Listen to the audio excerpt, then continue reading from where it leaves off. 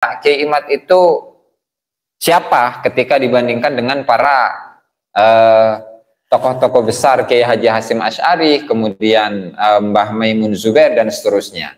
Ya tentu kita kembalikan pada satu kaidah. Ungzur maqala wala tanzur maqala. Wala tanzur man qala. Lihatlah siapa, apa yang dia bicarakan. Bagaimana argumentasinya?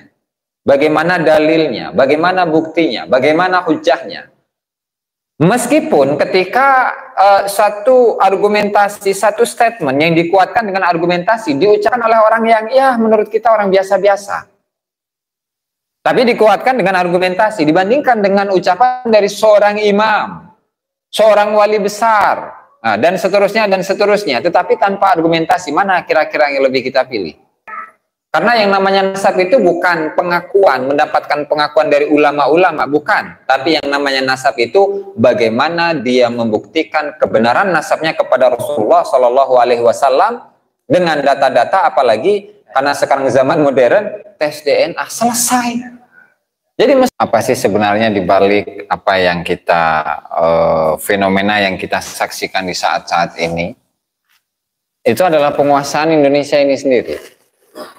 Dengan masuk ke berbagai lini, ada yang keilmuan, ada yang politik, sosial, masyarakat, segala macam tetek bengek, itu dimasukin semuanya.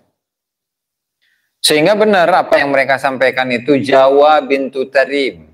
Jawa itu adalah bahasa Arabnya Nusantara, atau orang Arab ketika menyebutkan Jawa itu tidak hanya terbatas pada Pulau Jawa saja, tetapi kepada seluruh Nusantara dari Sabang sampai Merauke masuk.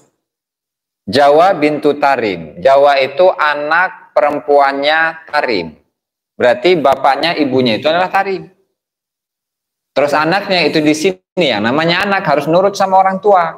Apa yang mereka perintahkan, apa yang tidak mereka mau harus ditaati. Yang mereka perintahkan harus dilaksanakan, yang mereka larang tidak boleh dilakukan. Kemudian statement yang kedua, Jawa milik Aulia Tarim. Berarti Nusantara ini adalah milik para wali-walinya Tarim. Nah terus kalaulah statement tersebut itu diaplikasikan menjadi sebuah target ke depannya, lalu bangsa Indonesia itu mau ngapain? Artinya penjajahan spiritual itu memang ada, upaya-upaya seperti itu memang ada. Nah tinggal bagaimana sikap kita. Ya berarti kalau misalkan yang dikaji itu tentu kita kembali kepada sejarah masa lalu ya. Karena jas merah seperti yang disampaikan oleh Bung Karno, jangan sekali-kali engkau lupakan sejarah. Kita harus mempelajari, mendalami bagaimana kedatangan mereka ke Nusantara ini. Melalui siapa? Mereka ditugaskan untuk apa? Ulama-ulama mereka itu disuruh ngapain? Bahkan dalam catatan yang ditulis oleh keluarga mereka sendiri, boro-boro mereka itu ke Nusantara untuk dakwah, untuk menyebarkan agama Islam. Mereka kesini itu untuk nyari duit. Itu ada di dalam kitab Al-Istizadah min Akhbari Sadah, di mana redaksinya itu ad-dafi li hadhil hijrah talabul aishil karim.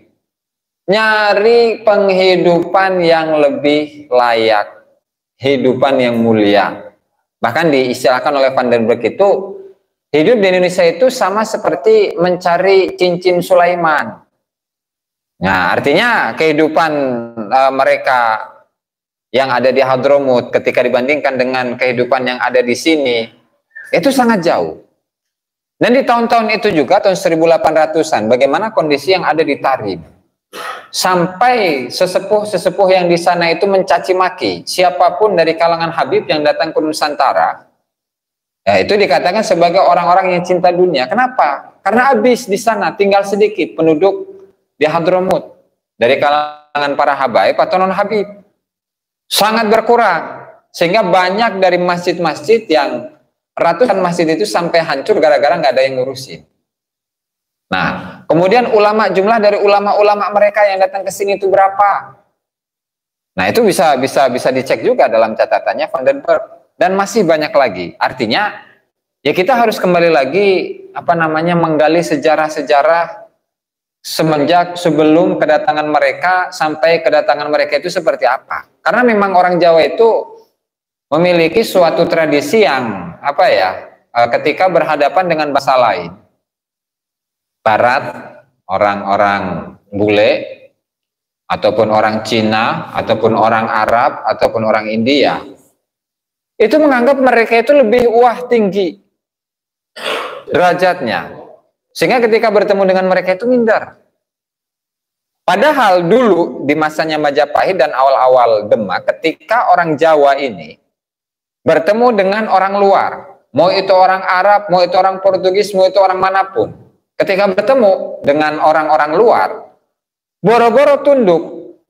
Ketika dia itu posisi jalannya itu lebih tinggi, misalkan orang asing itu naik kendaraan, naik kuda, sementara orang Indonesia, orang Nusantara itu jalan kaki, harus turun itu orang asing. Kalau nggak dibunuh. Kalau nggak dibunuh itu orang asing. Nah kayak gitu.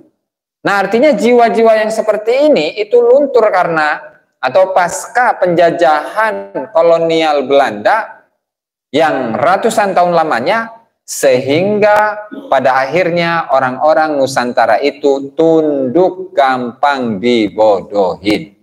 Sebabnya apa? Satu, bodoh, ketidaktahuan. Ketidaktahuan mengenai sejarah kita di masa lalu, ketika di masa Belanda, sebelum kedatangan Habib, setelah kedatangan Habib, sebelum kemerdekaan dan pasca kemerdekaan, kita tidak pernah mau menggali sejarah-sejarah tersebut, sehingga kita mudah untuk dibohongin. Ketika ada orang yang mempromosikan, oh ini loh cucunya Nabi, percaya saja. Apalagi rasa penghormatannya orang Jawa pada keturunan Nabi, pada Nabi Muhammad, serta keturunan-keturunannya itu begitu tinggi, inilah yang dimanfaatkan oleh Habib itu.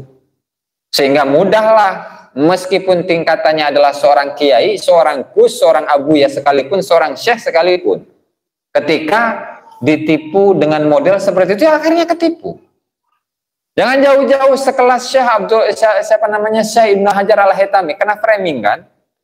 Kena tipu. Kalau bahasa kasarnya sekarang itu, kena tipu oleh Habib, lantaran mendapatkan satu kitab yang di sini, yang dalam kitab itu Al-Juz'ul Latif, di sana menjelaskan sanad dari Habib, wal nahtim bi tariqatin aliyatin jalilatin aliyatil miqdar li anna awwalaha ila akhiriha kulluha min ahlil baitin nabi kullun an abi.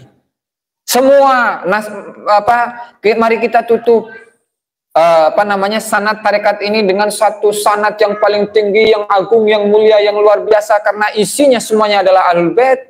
Masing-masing dari rawinya sanad ini adalah dari anak ke bapaknya sampai kepada Rasulullah. Ini sekelas Syekh Ibnu Hajar Al-Haytami saja ketipu. Ini bukan merendahkan, dan karena itu sudah melalui kajian ilmiah. Artinya kita berbicara mengenai manusiawi saja, ilmiah saja. Karena Syekh Ibnu Hajar itu adalah seorang manusia, ada kemungkinan kesalahan, bisa ditipu oleh orang lain, ya sudah kita nyatakan itu. Nah, apalagi kita yang orang-orang yang biasa, yang tidak memiliki ilmu, tetapi dengan semangat agar kita itu kembali mempelajari sejarah kita di masa lalu, insya Allah nggak akan ketipu lagi. Karena pada akhirnya apa? Para kiai-kiai dan para gus-gus yang masih kibin, itu urusan kedekatan emosional. Karena kedekatan emosional, karena gurunya, karena sahabatnya, karena ada muridnya, karena ada menantunya, karena mertuanya, sehingga nggak berani, nggak mau untuk menyatakan bahwa mereka bukan keturunan Nabi. Dan memang upaya penjajahan di Nusantara itu dilakukan secara masif, meskipun secara tidak terasa oleh kita semua. Nah, saya rasa itu caranya ya. Kemudian tadi Islam Jawa saya rasa sudah mencakup itu, artinya ya kita kembali lagi mendalami bagaimana tradisi, bagaimana budaya kita di masa lalu, bagaimana kondisi Nusantara saat di masa Majapahit, di masa Demak, kemudian kerajaan-kerajaan yang setelahnya, di mana mereka itu bangga menjadi orang Jawa, orang Indonesia, orang Nusantara, dan tidak rendah diri, tidak merasa dirinya rendah ketika berhadapan dengan bangsa lain. Itu saya rasa dengan mempelajari kembali sejarah kita di masa lalu, itu bisa menumbuhkan kembali rasa nasionalisme yang ada dalam diri masing-masing dari kita.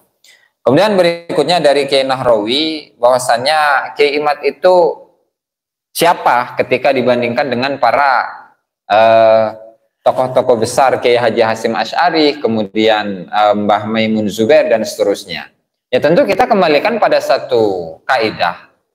Unzur maqala wala tanzur maqala. Wala tanzur man qala. Lihatlah siapa, apa yang dia bicarakan. Bagaimana argumentasinya, bagaimana dalilnya, bagaimana buktinya, bagaimana hujahnya. Meskipun ketika satu argumentasi, satu statement yang dikuatkan dengan argumentasi diucapkan oleh orang yang ya menurut kita orang biasa-biasa, tapi dikuatkan dengan argumentasi dibandingkan dengan ucapan dari seorang imam, seorang wali besar, dan seterusnya, tetapi tanpa argumentasi, mana kira-kira yang lebih kita pilih? Tentu yang kita pilih adalah yang berargumentasi.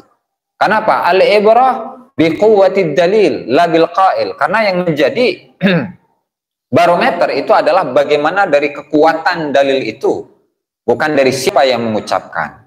Nah, jadi mau itu nasab Balawi disahihkan oleh siapa, Hadratus Syekh Kiai Haji Hasyim Asy'ari, Ibnu Hajar Al-Haytami, ataupun ulama-ulama besar yang lainnya, tetap nggak ngefek.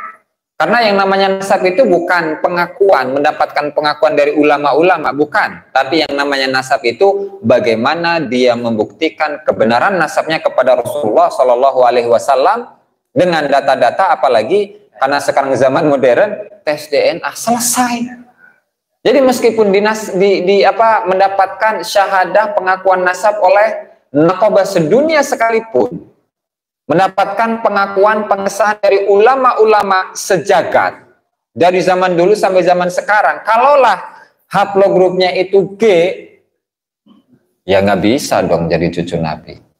Saya rasa cukup untuk menjawab pertanyaan-pertanyaan dari sahabat-sahabat. Monggo, Gus.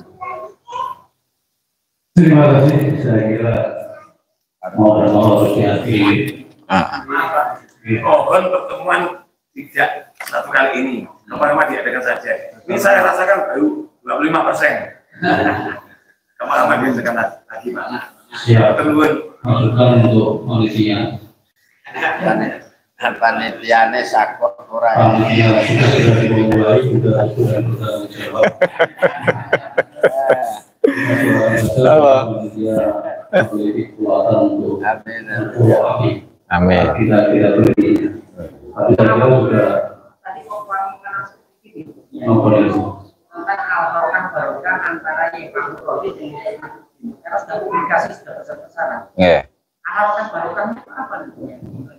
Jadi maksudnya PBNU. PBNU-nya. Desainernya lah kan. Daripada dengan ada sedikit. Kan kembali lagi pada kepentingan. Saya pernah waktu hallnya siapa Mbah Manan itu, saya pernah bertemu dengan salah satu pengurus PBNU. Saya tanyakan itu, Yai, itu sebenarnya kenapa sih PBNU itu nggak mengadakan bahasul masail tentang polemik Balawi ini, kan banyak macam-macam itu tentang nasab, sejarah segala macam. Ya ini kan sebenarnya kita sudah memberikan kesempatan untuk masyarakat Nahdien untuk membahasnya, jadi kita nggak perlu ikut-ikutan. Nah, kalaulah terjadi gesekan, baru nanti kita turun tangan, gitu kayaknya. Intinya ya banyak kepentingan. Bahkan saya sampai nanya itu, sebenarnya apakah ada ini? Apa ada ini? Saya nanya serius itu. Saya nanya ini tuh, gimana? Ya nggak tahu, karena saya kan nggak terlalu masuk dalam hal itu.